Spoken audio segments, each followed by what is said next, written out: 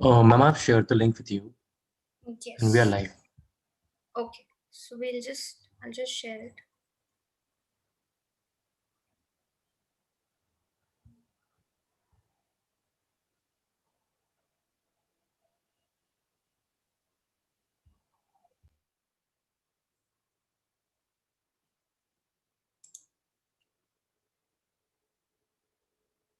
So, will you start? Yeah, one second.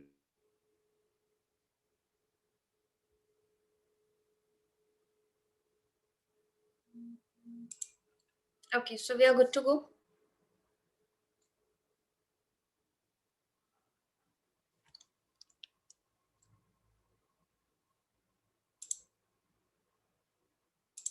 Yes, ma'am. Good evening, everyone. I, Shivangi Sinha, Assistant Professor, New Law College, Bharatiya Vidyapeeth, deemed to be University, Pune, and Faculty Coordinator of Madhvendra, the ADR cell, welcomes you all to today's session of Prudentia Amicus. Madhvendra, the ADR cell, is a student-driven cell established by New Law College, Bharatiya Vidyapeeth, deemed to be University, Pune, a year ago. Since its inception, the cell is working throughout in the field of ADR by the virtue of conducting events, seminars, etc. Prudentia Amicus is one such initiative by the cell to assist students in enhancing knowledge and understanding career prospects in the field of ADR in association with esteemed dignitaries. The aim of Prudentia Amicus is to cover upon a wide spectrum of exciting and benefiting areas topics in the field of ADR and the career prospects in the respective areas, to enable the students to have a clearer picture of the same and guide them to make a better future decisions in the field of ADR. Our today's session focuses on the different aspects of maritime arbitration. Dear attendees, today we have among us Madhvendra Singh Sir, who is a Navy commander appointed with the Ministry of External Affairs, Government of India. Sir has completed his engineering from IIT Delhi and has done his MBA from Jamnalal Bajaj. He is the fellow of Chartered Institute of Arbitrators and also a chartered engineer. He is an international faculty on maritime arbitration and international commercial arbitration. Sir is an arbitrator and member with various other arbitration firms, international commercial arbitration. Sir is an arbitrator and member with London Maritime Arbitrators Association, International Council for Commercial Arbitration, MCCI Arbitration and Mediation Centers, Mauritius, and many others. He is also the member of National Maritime Foundation, India, and is on the advisory board of numerous international arbitration centers and writes passionately in International Law Journal. He is an adjunct faculty with maritime and law universities in India, Africa, and Asia Pacific, and is also a faculty on maritime arbitration and blockchain and smart contracts. He has conducted training for legal officers and arbitrators of IORA countries at South Africa and training on blockchain and smart contracts for professionals across the world. He undertakes regular training on maritime arbitration. He is also the Indian member of CIARB Working Group on Blockchain and collaborates with Ministry of Law and Justice.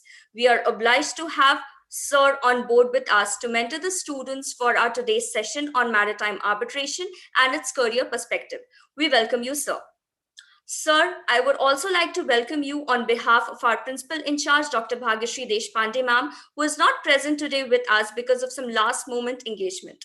Sir, I would now request you to kindly initiate with the session. Sir, please. Thank you. Thank you, Shivangi. Thank you so much. And thank you for your institution and all of you for having invited me to this lecture. And, such interactions are actually the mainstay of our profession, and in a way that they enrich all of us. And these are some of the attributes of any institution, actually, which is wanting to go global. And that is keeping your doors open to the world and engaging with all the stakeholders for better learning.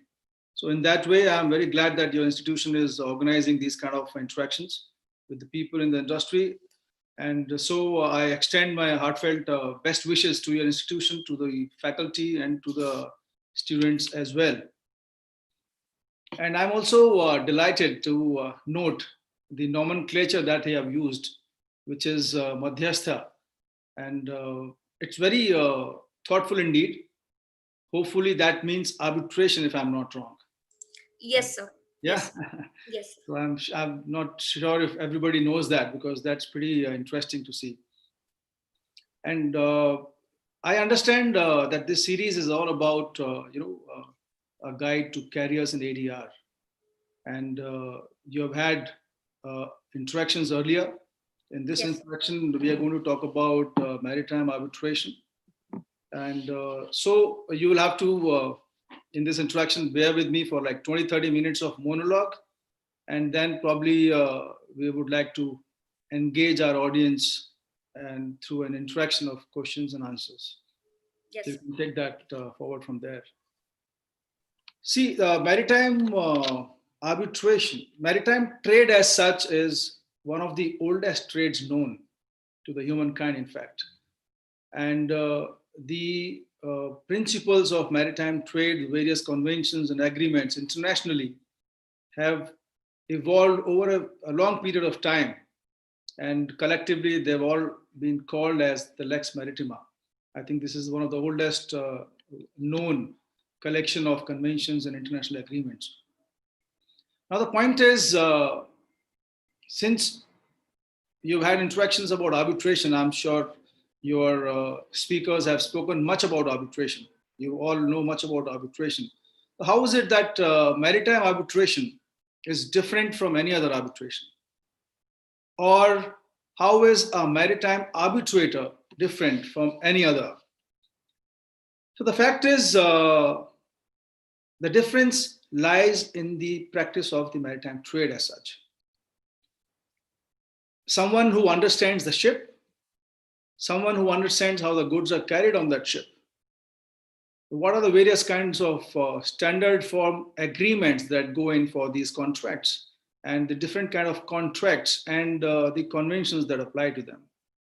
The various kinds of contracts of affreightment, like the charter parties, the time voyage, and the demise charter parties, the bills of lading. And of course, someone who also understands arbitration. The point to note is it may be an added advantage to be a lawyer, but that's not necessary to in itself become an arbitrator. And whereas the maritime arbitration is concerned, it is, I strongly feel, and it is as per the, we can see the data available with the international institutions, that 95% of the arbitrators appointed to adjudicate the maritime disputes are from the industry, the people who are practicing the maritime trade. Like someone who has actively engaged in all the aspects of maritime trade, which I believe is highly unlikely. So therefore, somebody who has engaged at least in a certain part of the maritime trade, who understands the nuances of the maritime trade, is somebody who can really sit as a maritime arbitrator. So that is also the stuff, the appointment of industry men as arbitrators, which makes the distinction from other arbitrations and other arbitrators. Because in the industry, mainly the appointments for arbitrators is through the people who know the details of the trade. So as you mentioned in my introduction, also Shivangi, that I take sessions on maritime arbitration. So I do it in two parts. One is the fundamentals of the maritime arbitration, and then an advanced course. The fundamentals, we do it in 4 sessions. So this training begins with the classification of understanding the international waters itself. And I would be really glad to acknowledge or to understand if all of us even know the difference between an ocean and a sea. So there it all starts. What are the national waters? What are the international waters? What is the EEZ? What is the rights of passage for ships? What are the sea lines of communication? And then comes to the classification of ships. So we look at, whenever we go on an outing in these seas, so we look at the various kind of merchant ships. Are we able to identify these ships? Every kind of a ship, you can see the sailor, you can make out what kind of a cargo ship is it. So the classification of ships also itself, because when you're getting into a contract, for a particular carriage of goods on a particular type of ship, one needs to understand that what goes with it, what goes with that contract, how the goods are to be carried. If the perishable goods, if the containers that needs to be carried, it's a refrigerated goods to be carried. Every aspect of these contracts have different rights and obligations to all the parties involved. Then we talk about the nuances, the terms which are used in the shipping contracts. For example, the affreightment, the contracts of affreightment, the contracts of bailment, where there is no transfer of the ownership. And then we also go on to understand the various conventions and which are applicable to the maritime trade. And then, of course, largely we talk about arbitration. The training in arbitration is essential for the maritime arbitration, of course. When we talk about the various kind of ships, that classification generally lies in the bulk carriers, the crude oil tankers, the reefers, the livestock carriers for carrying the livestock and animals on board. Recently developed the LNG carriers, and there are certain kind of carriers which are used only to carry large vehicles like cars and trucks and buses. They are called the roll-on and the roll-off ships, the ro-ro ships. Then majority of the ships are container ships, which we largely see on open source internet also in the pictures, and on the seas, high seas also, you would mainly encounter these kind of ships, which are generally the container ships, which are carrying these large containers on board.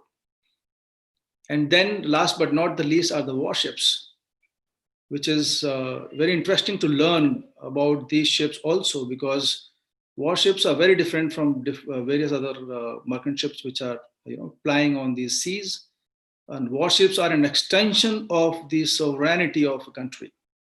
So when a warship is in international waters, it's like your Indian flag which is flying there. I mean, you're taking Indian jurisdiction to those waters.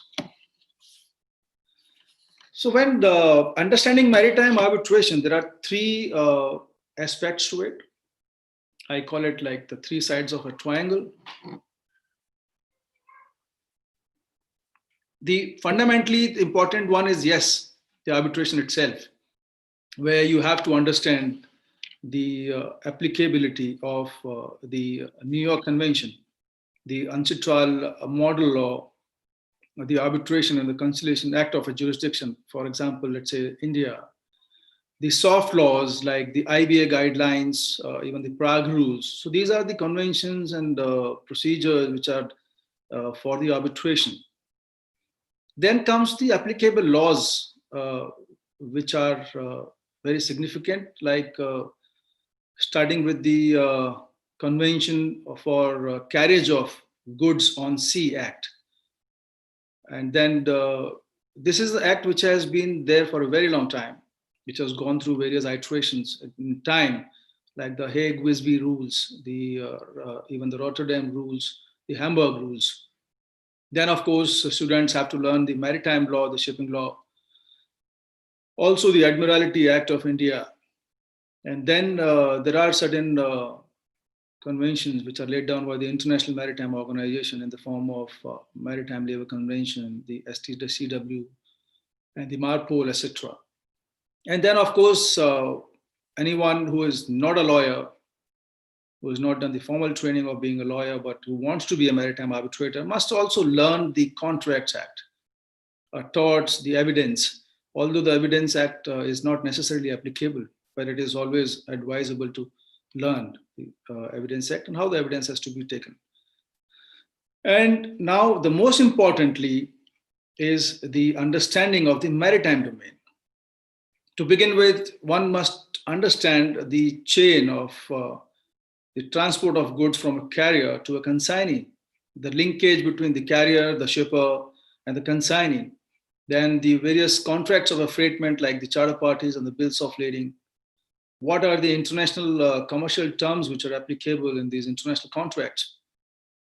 The rights and obligations of ship owners, the shipping finance companies, the ship charterers, the brokers, the P&I clubs, the port authorities, and also the understanding of the kinds of trade that happens, the types of cargo that is carried on board, the various kind of support facilities which are given offshore, all about also the ship sale, purchase, reef sales, and collision of ships at sea.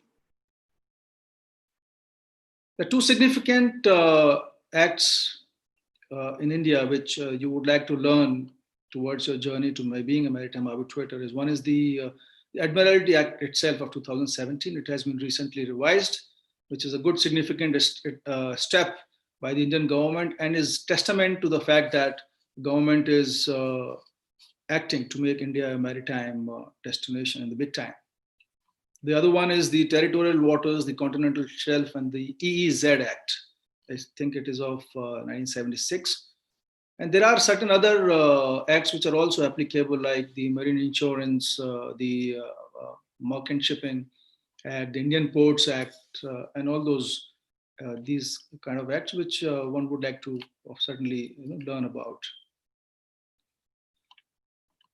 One of the critical areas of study in the maritime arbitration is the conflict of laws.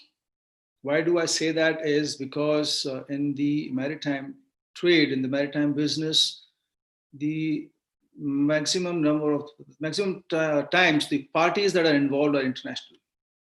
So the disputes that arise in maritime are mostly international in nature.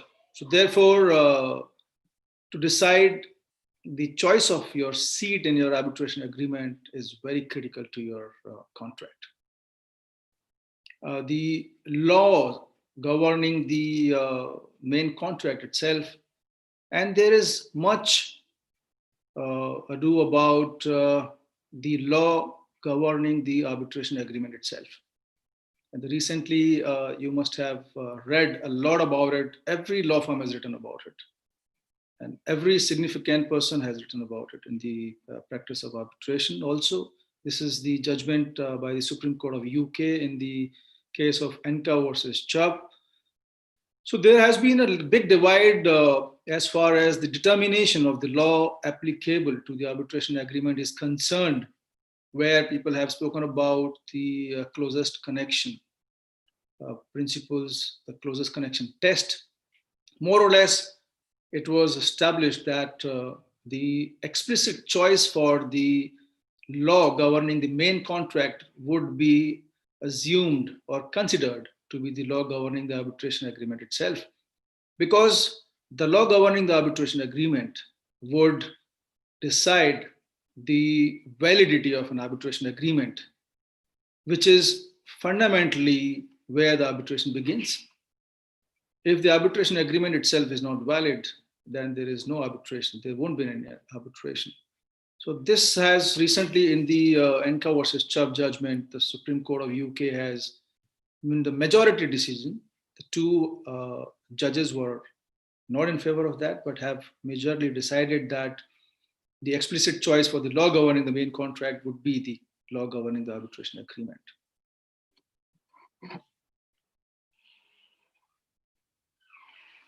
And I mentioned to you about the International Maritime Organization, which is the umbrella organization, the international umbrella organization under which most of the conventions and the international agreements work. There are 4 pillars to IMO. These 4 pillars are, one is the SOLAS, we so know it as. SOLAS is the Safety of Life at Sea Convention. Next is the STCW, which is the standard for training certification and watchkeeping of seafarers. The next one is MARPOL, as we call it, which is in short marine pollution. This is the Convention for Prevention of Marine Pollution. And the next one is the 4th one is the MLC, which is the Maritime Law Convention.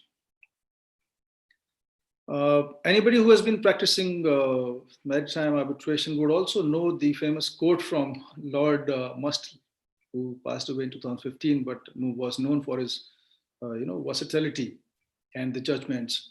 So I would like to quote from his quote what he said, and I quote, The law and practice of the shipping law has always been closely entwined.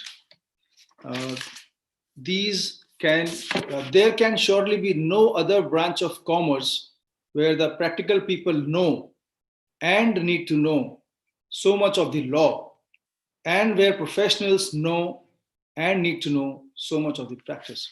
So this is what he said, talking about the maritime arbitration.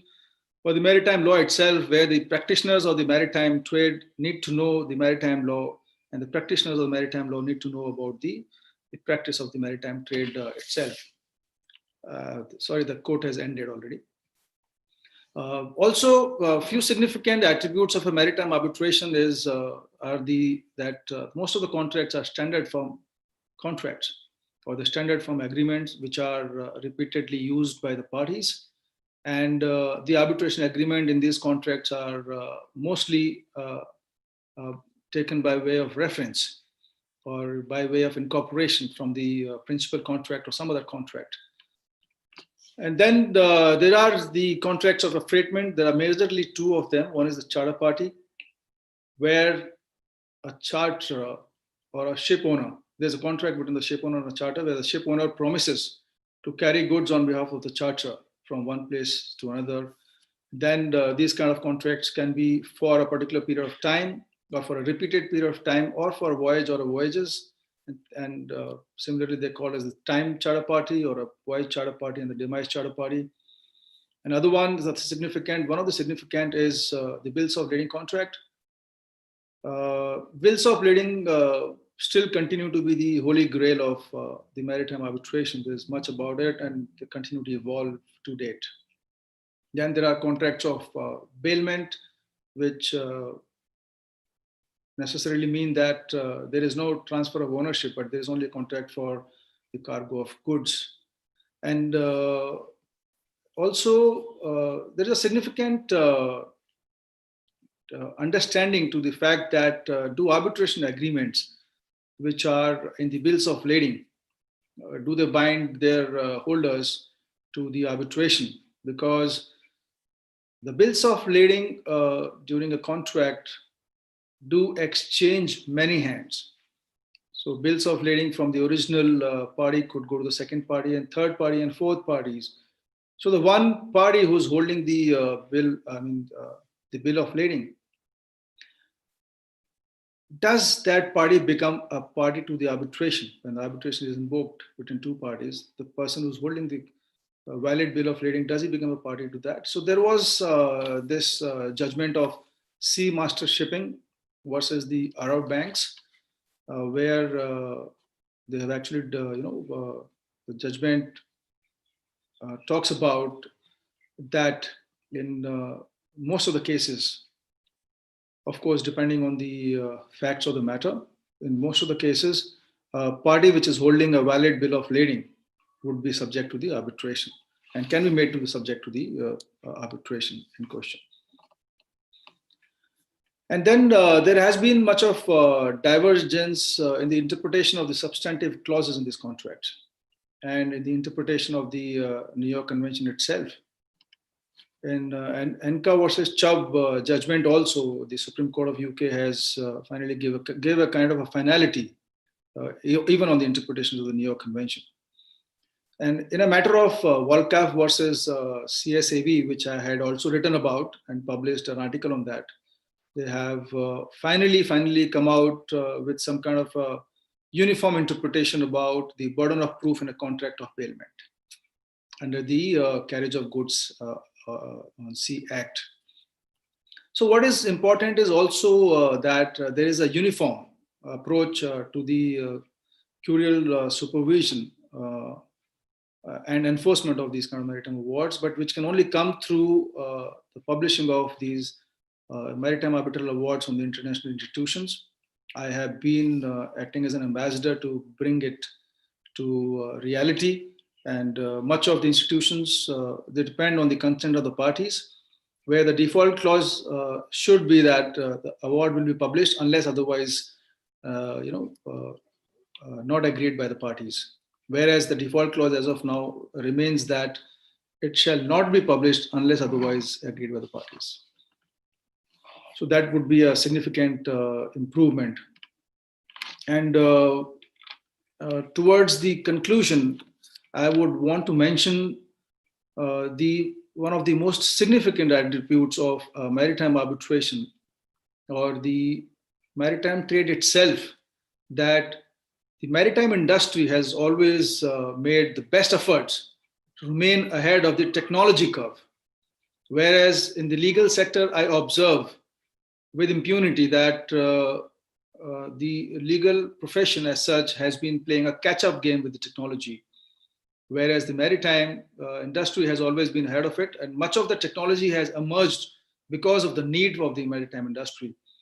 For example, the collaboration which resulted in trade lines, the collaboration between Merckx and IBM that resulted in the trade lines, and one of the significant changes that came to the maritime industry is, and many of the ports and the shipping companies are now engaging and getting on board the trade lines. The recent ones being in India, being the port of Kochi and the Gujarat port. So, and in fact, they are moving towards the digital connectivity of all the platforms. So there is this blockchain documentation transaction system. I think this is by a company called CargoX, where we also know that even the DCSA, Digital Container Shipping Association, which have now come out with their rules about the electronic bills of lading. Initially, as we all know, the electronic bills of lading were there but could not be regularized because they're dependent on a central registry format of system, which was prone to hacking and duplication. But with the emergence of blockchain, now the electronic bills of lading, which I have given it a term in a recent chapter that I published with Thomson Reuters, we are calling it as EBBL, which is blockchain-based electronic bills of lading. Then there is a full-service global automated supply chain platform called the Morpheus Networks, which is connecting where you can, which is also has a blockchain-based, crypto-based online payment gateway also, where the payments can be also made automatically online. And then there is a global shared container platform. This is by a company called as Block Shipping. This is in order to solve all the problems with respect to the containers. And the recent, but I mean, one of the last things, but not the least, is the emergence of the autonomous vehicles. What are going to be the rules governing the operation of the autonomous vehicles, and how are these contracts going to emerge is something that we need to see. There are a lot of organizations working towards it. And I think DCSA has come out with some guidelines on that. Even IMO is working on the guidelines for the contracts involving the autonomous vehicles.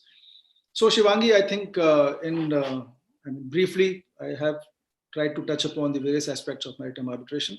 And I think now we can take the interaction forward by having the quick Q&A properly. Yeah. Yes, definitely, sir. Thank you so much, sir, for such a brainstorming session. And I'm sure that a lot of students and our other attendees might have been benefited with this knowledge sharing session, sir. I would now request Pragya, the student of New Law College, Bharatiya deemed to be university, and also a student member of our cell, to start with the question answer round. Pragya, over to you. Thank you, ma'am. I would like to proceed with the first question. First question is from Utkarsh. What prompted you to become an arbitrator after becoming a commander in Navy? When did you think international maritime arbitration as a career? So thank you for a wonderful question. See, I did not do arbitration as a matter of career. Rather, it happened to me as a functional necessity. Because being in the Navy and when I was posted in the naval dockyards, and there were disputes that arose for certain contracts where I was required to understand what arbitration is all about. So that's like 10 years back, my journey started into arbitration. So I went ahead to undertake a formal training in arbitration. And as we all know that we learn negotiation very early in our lives. As a child, we start to negotiate with our mothers first, and then we continue this negotiation all our lives. So a negotiation is something which we are fundamentally used to. But I've realized when I started my journey of arbitration, the arbitration is something very different. It's not easy. It's not as easy as it appears, at least. You have to have a formal training, especially if you have, even if you are a lawyer, I would say, because not necessarily being a lawyer means that you're a good arbitrator. To understand, because we must understand that there is no recourse for the parties against award. So arbitrators must ensure that everything they do is, in the best interest of the parties. So personally, I have really worked very hard for last 10 years to become and finally have come to become an international arbitrator now, with some of the apex institutions like the London Maritime Arbitrators Association and the Singapore, the Mauritius, and then also I'm also very glad to be able to impart this knowledge to others, and especially the colleges and universities where the students are wanting to learn. More and more students are wanting to learn the maritime arbitration.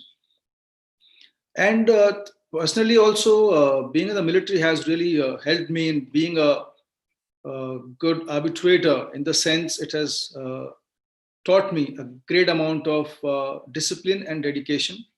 So when I do arbitrations, I'm completely engaged in that, and I make every possible effort to ensure that I do the best justice. As far as maritime arbitration in India is concerned, it is my personal opinion, I feel there is a deficit of, there's a quality deficit. We need to work on that. And in my last 10 years, I have actively engaged with organizations like the International Maritime Organization, that BIMCO, the ICS, Institute of Chartered Shipbrokers, ILMI at Malta, the London Maritime Arbitrators Association, for enhancing my maritime learning. And being in the Navy has been added advantage to me because I understand the maritime industry as such. So yeah, it did not start as a career, and it actually started as a functional necessity, but I'm glad that I ventured into it, and I'm very satisfied today that I have been able to achieve what I wanted to. Thank you. Thank you so much, sir. Next question is by Shweta. Sir, you did not receive any formal training as a lawyer.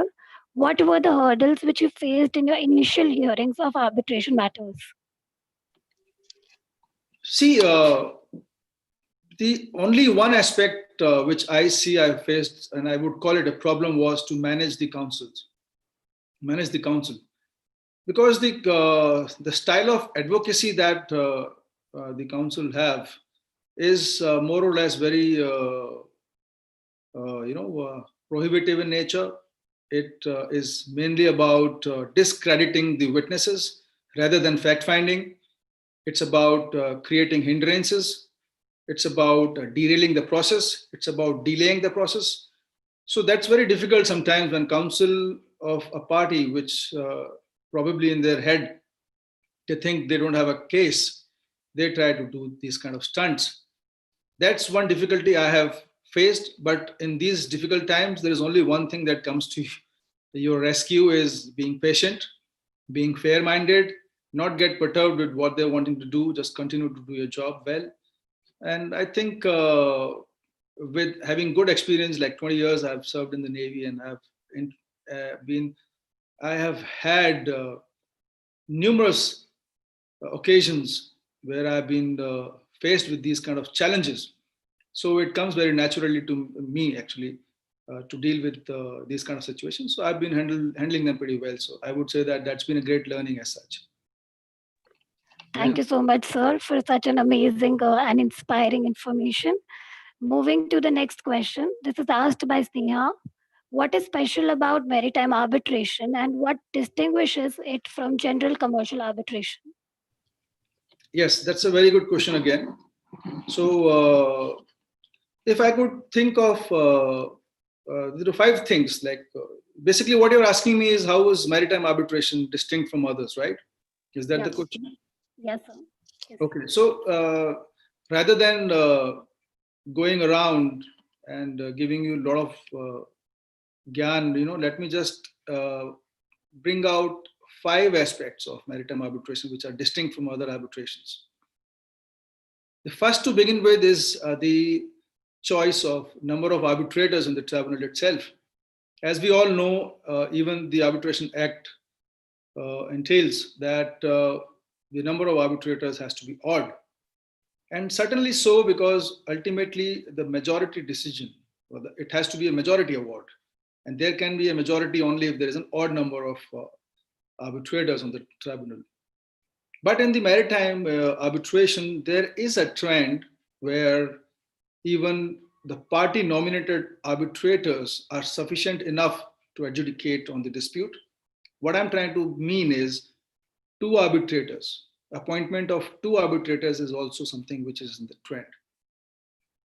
And in certain cases, when the adjudication is not final, then probably the both party nominated arbitrators will go on to appoint a so-called referee or presiding arbitrator or the president of the tribunal to adjudicate finally and give a majority award. Second is the qualifications, the arbitrator qualifications.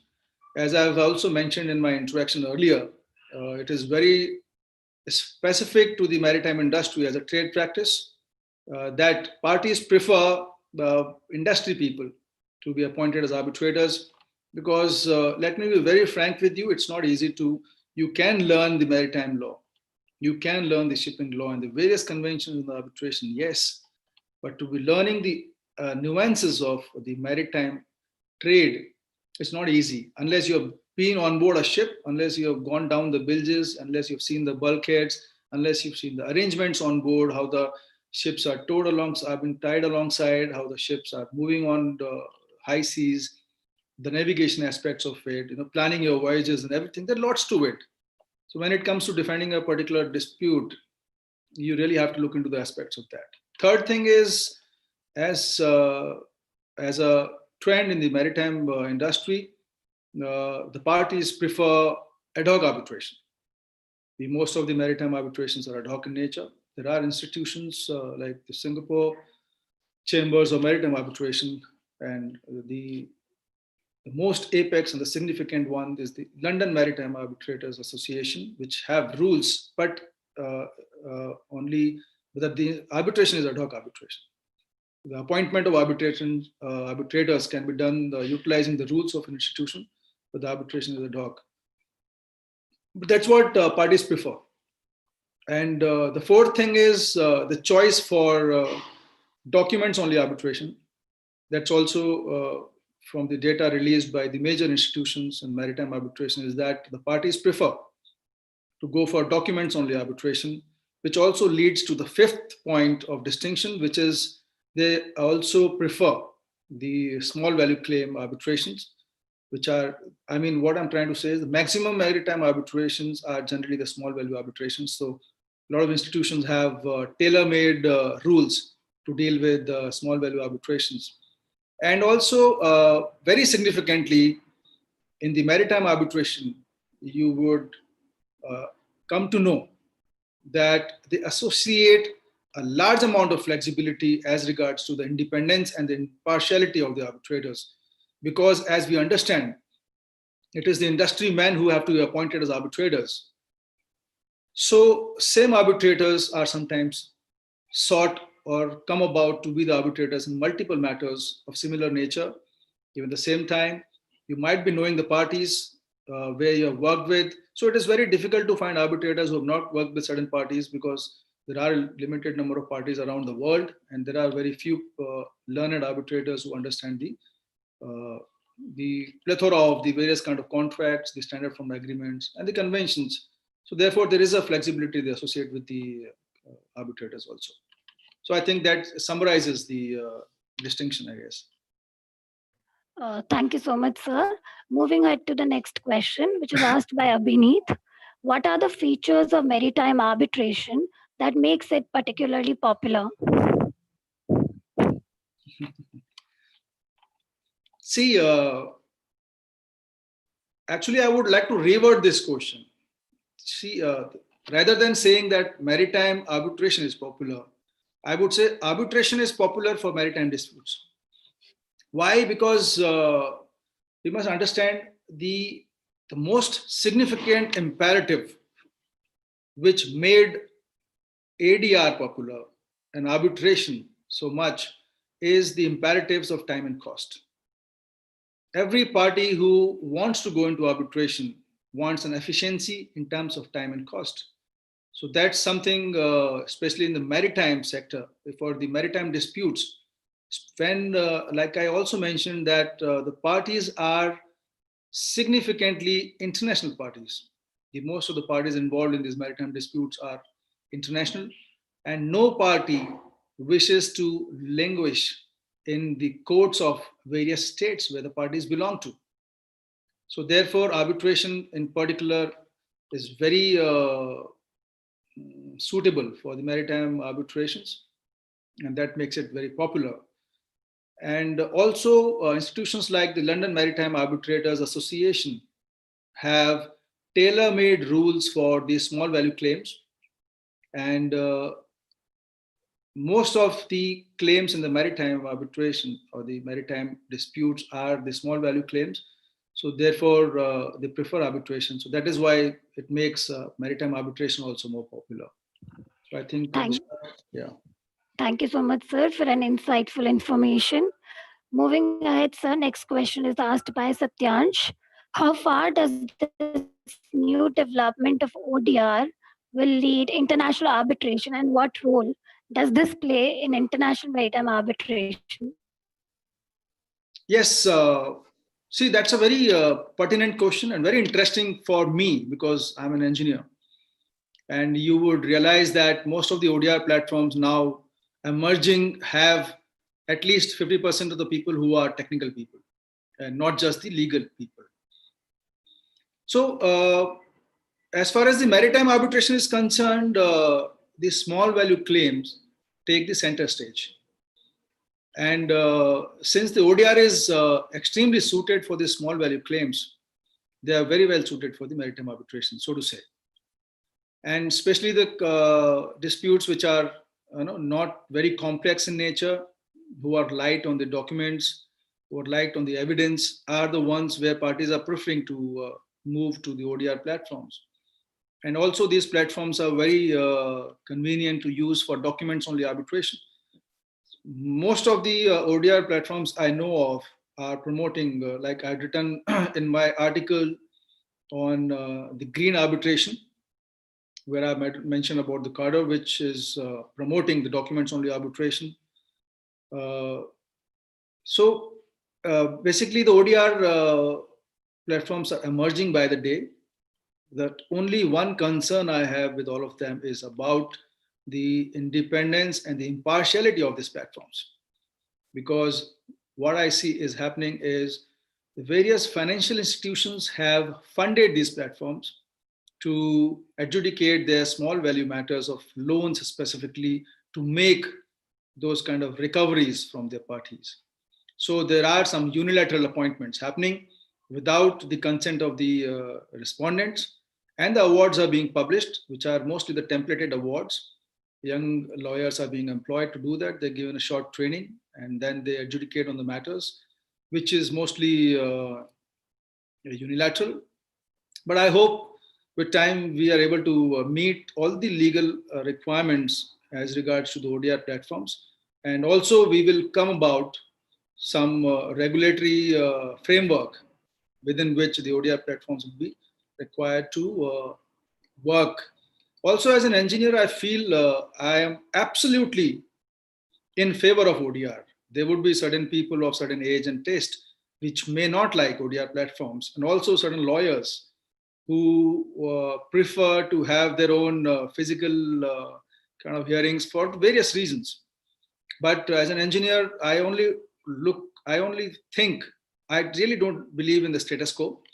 And I believe there is a solution to every problem. And the technology only can mitigate the problems of our justice delivery system in India. There are various problems. There is only one way to mitigate them is through technology. In that sense, ODRs are very good. In fact, if we can have the supply chain and logistics and the contracts, and we can have the blockchain-based framework for payment online, especially for the small value claims, and have automated sense of dispute resolution and these ODRs, which are absolutely fair-minded, I think there cannot be a better solution to this. Thank you so much, sir. This definitely would help us all in understanding more about ODR. The next question is from Surya. Very few students focus on maritime laws during their formative years. Could you tell us more about maritime practice in India? Yeah. Like I briefly mentioned to you in my introduction, there is a quality deficit as far as the maritime arbitration in India is concerned. Maritime practice in India is minimal as of now, but it is evolving at a rapid pace. This is also due to the lack of a matured maritime cluster in India, like most of the evolved jurisdictions, maritime jurisdictions have, and sort of the prohibitive governance mechanism, which prevents parties to own ships in India, to ply ships for carriage of goods, and then fly the Indian flag and undertake the charter party contracts. But the things are rapidly changing. In the last few years, I have seen, as we speak today, there is already a maritime cluster, large-scale maritime cluster, which has been set up in Gujarat. There are universities and colleges which are coming about specifically for maritime arbitration, maritime law, shipping law. Also, the existing ones who are including this in their curriculums, the maritime law and the maritime arbitration. There is no curriculum as yet specifically about maritime arbitration, because it's difficult to make that distinction between the maritime law and the maritime arbitration. But I see there is more and more curiosity and acceptability as far as the maritime practice in India goes. As also we see that recently in 2017, the Admiralty Act has been revised, which is a very welcome step towards the acceptability of the government and all the stakeholders in this part of the world towards the maritime trade. And also the Admiralty jurisdiction has been now expanded to the 8 coastal high courts in India. And as more and more I see that many law firms are also bringing maritime arbitration in the area of practice. So I see that although there was a deficit for the time being, but now rapidly things are changing, and there's a lot of activities which are happening around the practice of maritime arbitration in India. And I think in coming years, we will have a lot of opportunities for the young budding lawyers and the practitioners to basically practice maritime. So we are headed for good times. Thank you so much, sir. This has surely given us a clear vision about this law. We have more questions at hand, but due to paucity of time, we'll have to take 2 or more questions. So the next question is asked by Muskan. That is, what is the skill set required for a person to be a successful arbitrator, particularly in maritime law? Okay, thank you, Muskan, for a lovely question. Very important to understand what are the skill sets required out of a maritime arbitrator. So let me bring it down to 3. Okay, let me not go around and round and keep telling you things, but let me tell you 3 aspects of maritime arbitrator, or the 3 skill sets that are majorly required to be a maritime arbitrator. One is the maritime knowledge and the experience of the maritime business. How will you get that knowledge and the experience? Is that either you do internships with those kind of companies, or you have mentors from the industry who tell you about things, who give you briefs, and who follow the maritime arbitrators on LinkedIn, or follow them personally if you know, and so that they can share much of their knowledge and write about things, so that along with them, co-author papers with them. So that is one way of getting this experience. Also, join the law firms which are in the practice of maritime arbitration. Secondly, second attribute of the skill set required is, of course, the training for being an arbitrator, the arbitration training. There are a lot of universities which have now come up with this kind of a curriculum which are teaching the maritime arbitration specifically. Also, if you are out of college, if you want to still train yourself for arbitration, there are institutions like the Mumbai Center for International Arbitration. That's where I began my journey. They're one of the elite and one of the most prominent arbitral institutions, not only in India, but internationally. I think the only international arbitration center of repute in India as of now. So go on. Also, the Chartered Institute of Arbitrators, like Singapore Institute of Arbitrators, the Lloyd's Maritime Academy, they do a lot of, in fact, IMO and the ICS also, they have a lot of courses on maritime arbitration now. They used to, and arbitration as such. So you can train yourself into arbitration. And third, and the most significant of being an arbitrator itself is your personal qualities. And what are these personal qualities is, like I told you, that patience, I think, is significantly, and then you should have a calm disposition. You should have fair-mindedness. I think you should have analytical understanding of things, discipline most importantly, and you should be willing to take responsibility. I say an arbitrator must own the arbitration. An arbitrator must take the ownership of the arbitration if the arbitration has to be efficient with the consent of the parties. For arbitrators, it is very important to ensure the procedural justice. It has to be, everything you do has to be in the best interest of the justice and the best interest of the parties. And since we know that there is no recourse to an arbitral award, it must be a well-reasoned award so that it is not challenged or set aside, and so that the award is meaningfully executed. So one must make the best efforts, develop these qualities, get that training, and get that experience in the maritimes. And I'm sure you're likely to become a very good maritime arbitrator. Thank you so much, sir. And moving to the last question, what according to you be an ideal approach or path that students should follow in order to pursue a successful career in the field of maritime arbitration? Okay, that's very important. Thank you for that question. It's very important for people to understand how to be a maritime arbitrator. So like I mentioned briefly, from the very beginning, you must have that,